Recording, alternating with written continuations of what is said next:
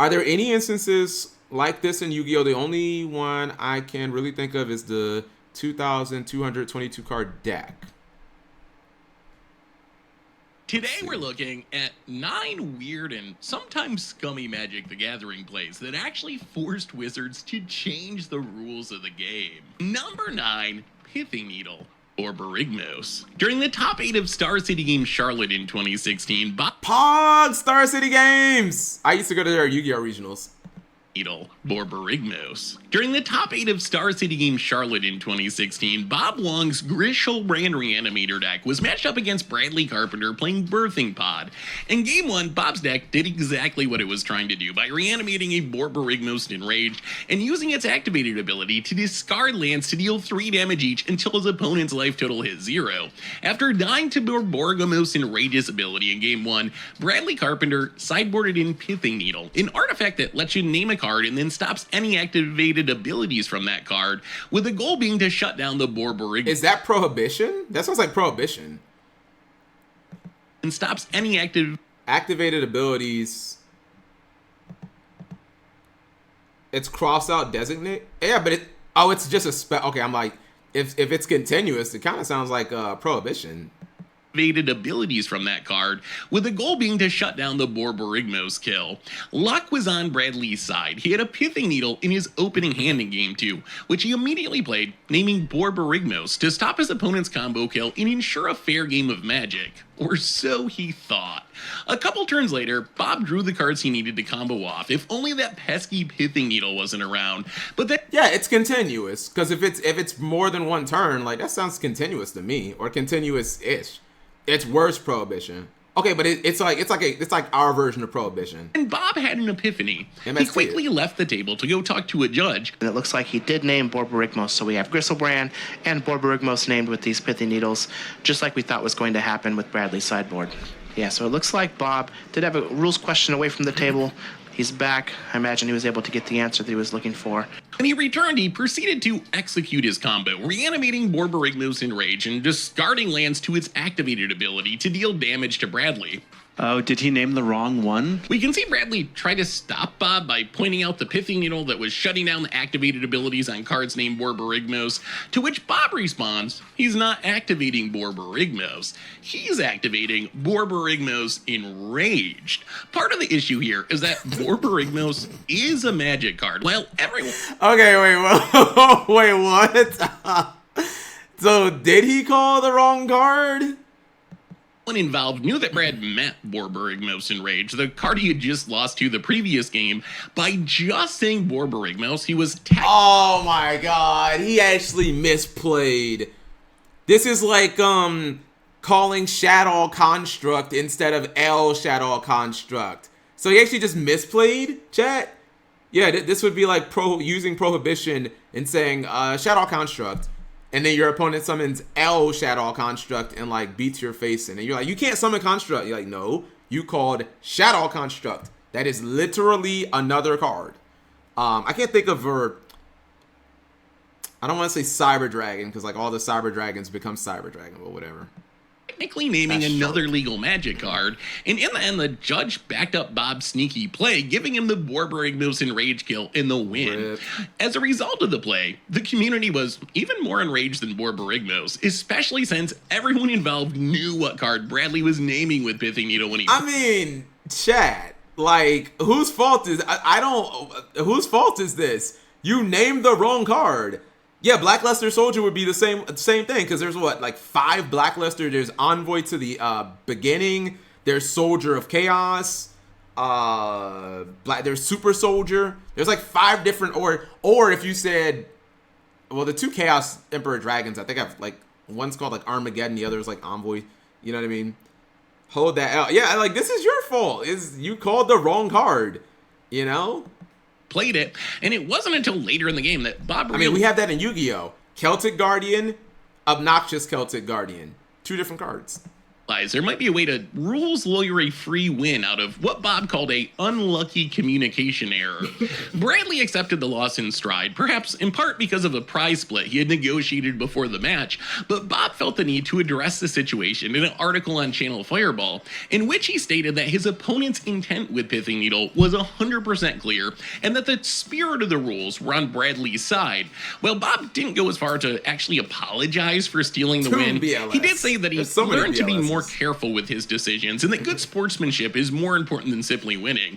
As a result of the play and the uproar surrounding it, Wizards decided that the spirit of the rule should be the literal written rule. Moving forward, players wouldn't need to say the exact name of the card they were naming with Pithing Needle or a similar effect, and instead they would just need to I declare runic. I declare runic card. Yep, all of them. I declare runic card. So, yeah, I call prohibition. What's your runic spell? Quick play. Runic spell. make it clear so both players understood what card they were naming. So, for example, Bradley could have said the Borborygmos you played in Game 1, or even just Borborygmos in that context probably would have sufficed. They also clarified that if there was any uncertainty about what card was being named, the opponent should make that player clarify. What this means is, under the current rules, Bradley naming Borborygmos would shut down the Borborygmos in Rage, because everyone admitted they knew what card he was talking about, even though he didn't say the full name of the card. And if Bob was actually confused over which Borborygmos Brad was naming, which Bob admitted he wasn't, it would be his responsibility to ask Brad to clarify which Borborygmos he was intending to shut down. Have a Borborygmos you just gotta stop? Well, you can snag a Pithing Needle and more from our sponsor Card Kingdom over at cardkingdom.com/. Okay, hold on for 1 second. Aw, alright, keep going. MTG Goldfish. Can I think of any situation in Yu-Gi-Oh where a dispute beget a rule change or some event? Obviously, there was the deck thing. Gosh, I have to think of that. Can you guys think of any where a certain play led to like an actual rule change? Master Duel DK versus Coder? Tell me more. What do you mean? Another one I thought was detaching Sangan as a material. So I was gonna do a video about that, Big Pimpin'. My understanding, as far as I know, is that was simply Kevin Tewart's misunderstanding of how XC materials worked, where Kevin Tewart declared that XC materials were on the field. Like, if you guys don't know, he actually said that. Kevin Tewart was like, yeah, XC materials are on the field. I don't care what the OCG says. So for like 2 weeks in the TCG chat, there were actual tournaments, like regionals and stuff, where XC materials, this is at the beginning of Zexo, obviously, like the very, very big. I think even before Generation Force came out, there was a short period, chat, where like XC materials were on the field, and like a card like Zombie, Goblin Zombie was like super broken, because you could XC into like Utopia, detach, search. It was like crazy. I think all the dumb rulings happened at Iowa regionals that no one documents. The beginning of Zexal, man, that's nostalgic. Yeah, I think it was before Generation Force even came out, chat, when Dawn of the XC was just out. So we had like maybe 3 XC monsters in the game, one of them being like Utopia. I'm trying to like, there are cards that caused ruling changes, but not rule changes per se. Like Colossal Fighter, Armory Arm, you know, they ended up errating. I think it was Armory Arm. Then they errated Colossal Fighter 2, just to make sure. But like it didn't cause a rule change. Damn, I'd have to look at that. Utopia and Grenosaurus. Utopia got you. Oh yeah, got you. Gentetsu. We'll watch one more. Number 8, the sneakiest Dryad Arbor of all time. Dryad Arbor is a unique card. While there's many lands in Magic that can turn into creatures, Dryad Arbor is the only land in Magic that is... Wow, that's actually a cool concept. I guess when I hear land, I think of Field Spell. They should make a deck where like Field Spells turn into monsters. That'd be kind of cool. It'd have to probably be like Eldish though, where you only have like a couple of monsters, but like that'd be kind of cool. Take a field spell and like rank it up into like an Exceed. Like that'd be nice. Always both a creature and a land, and this has led to an interesting problem. Oh, it's generators. Yeah, okay, yeah. I guess that's like kind of like generator. Yeah, that's kind of like generator. The Exceed material period sounds like an exciting history video to watch. If you make it, says Phobic. Where do you put your Dryad Arbor on the battlefield? Traditionally in Magic, the battlefield is laid out in a pretty God damn, this looks like Tier Element format. specific order, with lands in the back and creatures in the front. Well, unless you're Adrian Sullivan, but more on that in a little bit. So where do you put a Dryad Arbor that's both a creature and a land? Well, when Dryad Arbor first came out in 2007's Future Sight, this wasn't really that big of an issue because the unique Future Sight border really made Dryad Arbor stand out on the battlefield. It was almost impossible to confuse it for a normal land, even if it was backed by the other lands on the battlefield. But this changed in 2012 with the release of From the Vault Realms, which reprinted Dryad Arbor. God damn it, this video is really... See, now BP got this whole thing in my head, chat, where I'm going to end up going on like Pojo tonight and spending like an hour searching for like the most obscure thing to see if I can find a video idea out of this. I just can't think of it off the top of my head, but I feel like there could be another example. And it would make a fascinating video, too. But with a normal border and with some art that made it look almost Did it indistinguishable NBC? from a still normal plays foil Magic. forest, the Where Do You Put Your loves Dryad it. Arbor issue finally came to a head at GP Leon in 2018, where in round 6, Hall of Famer Gabriel Nassif battled not just his opponent Thomas Langlots, but perhaps the sneakiest Dryad Arbor of all time. Nassif is playing Hollow 1, while Langlots is on Boggles. On turn 3, we see Langlots play his land for the turn, a Dryad Arbor, which he places back beside his lands rather than up in front with his creatures, and the announcers even point this out during the broadcast. Yeah, and also remember that's a Dryad Arbor again. Tricky but quite relevant, especially in the face of something like the menacing Flameblade Adept. The next turn, Nassif, in typical Yellow Hat fashion, takes an agonizingly long time to figure out his attacks. Eventually, he swings with a flock of flying Flameblade Phoenixes and a menacing Flameblade Adept, trying to sneak in some damage past his opponent's only blocker, a huge lifelinking Slippery Boggle. As soon as the attacks are declared, the Dryad Arbor jumps into action, joining the Boggle to block the Flameblade Adept, much to Nassif's surprise and chagrin. See, this is like way too in the weeds, chat. I'm just like, so it was a trap card, but now he's like summoning it as a monster. This is just my Yu-Gi-Oh brain cannot like understand what like is going on here. I'm like, I'm trying to really equate everything to Yu-Gi-Oh, and I'm like, okay, so he had like a trap monster, but then he summoned it, even though it was like face up. Basically, he thought he was attacking an empty board.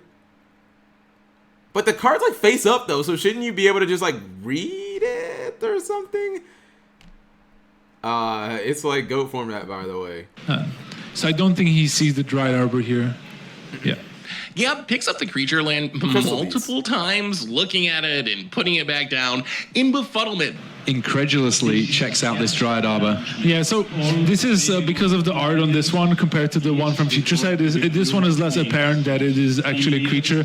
And the way Thomas played, he just put it alongside his land and it does look like a regular forest. Yeah, it's a bit of an unusual... What? How could the art, like, some of these players just seem, I don't want to say dumb, but careless. You can maybe say like it's like soft cheating, but I'm really trying to, there's like no Crystal Beast equivalent where it's like, well, I still could summon it though. You know, like to me it's just, I'm not gonna say reading is hard. It's just like understanding the game state, right? Like, even if you look, I don't know. To me, it's like either it is or, yeah, it's setting infirmities. I don't know. Usual situation, of course, the Future Sight version of Dryad Arbor, very... Oh my god, hold on. Maybe there was something with infirmities.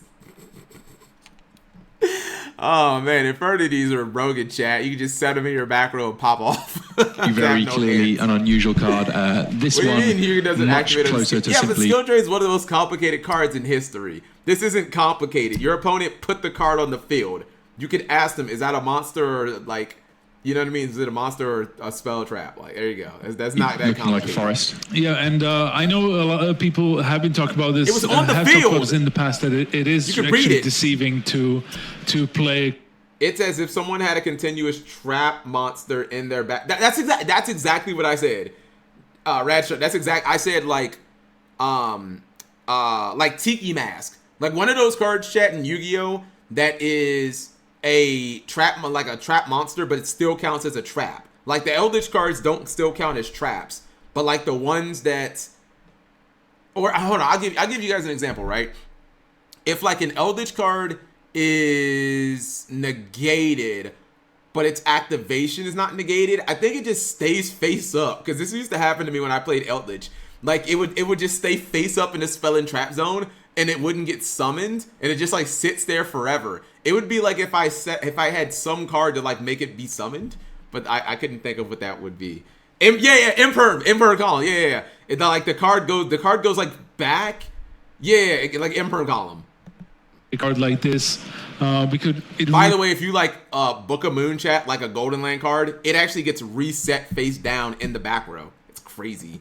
It doesn't really stand out. It's cool. a foil land, basically foil forest, and the text box is just the power toughness is just so small. You can't really see it, but I think Gabriel and Steve decided to I should have probably paid more attention. Before finally Wow, conceding the game. This play led to a huge conversation in the Magic Wait, community. whoa. Did people say should it be banned? Let me find out. Magic community is worse than Yu-Gi-Oh. Finally conceding the game. This play Should the FTC Realms Dryad Arbor be banned? Well, there you guys go, chat. The play was so sneaky they wanted to ban it. There you go. led to a huge conversation in the Magic community. Some question the ethics of springy, sneaky Dryad Arbor block from your mana base. Others called for the Dryad Arbor, or at least the from the bulk printing of Dryad Arbor, to just... Is there an equivalent? I guess the closest thing in Yu-Gi-Oh would be like the HL. How many of you guys know about like the Hobby League cards? Maybe I should make a video on that. So if you guys don't know, Hobby League cards, dude, I actually never like went and got one. I think they were only available at Hobby League shops, which were basically like old OTSs. But they're illegal now. Because they were like, if I'm not mistaken, they're thicker prints. I think I might have like one Hobby League card, like Exiled Force or something. But now they're like all illegal. I feel like I vaguely heard of them. I'll show you guys. They're all like old cards from like DM and GX. Exiled Force. Like some of the ones I can think of, like No Mana Crossout has like a Hobby League. Exiled. I think Graceful Charity has one too. Here you go. Hobby League 4. Yep. So they look just like regular ultra rares, except the bordering around them is also like holographic, and like they're a little more like hollow. Parallel rares, that's what they're called. But yeah, if I'm not mistaken, chat, like all Hobby League cards are all Hobby League cards are banned because the cards are apparently thicker, and players, it made it easier to stack. Here you go. Yeah. Graceful Charity, Swords. Azura, they're all like GOAT format cards. Exiled Force, Torrential Tribute, so like they're all super old cards. But none of them are legal, if I'm not mistaken, in this rarity. So if you wanted to play Torrential, you can't play a Hobby League Torrential. I actually heard like someone got disqualified at Vegas for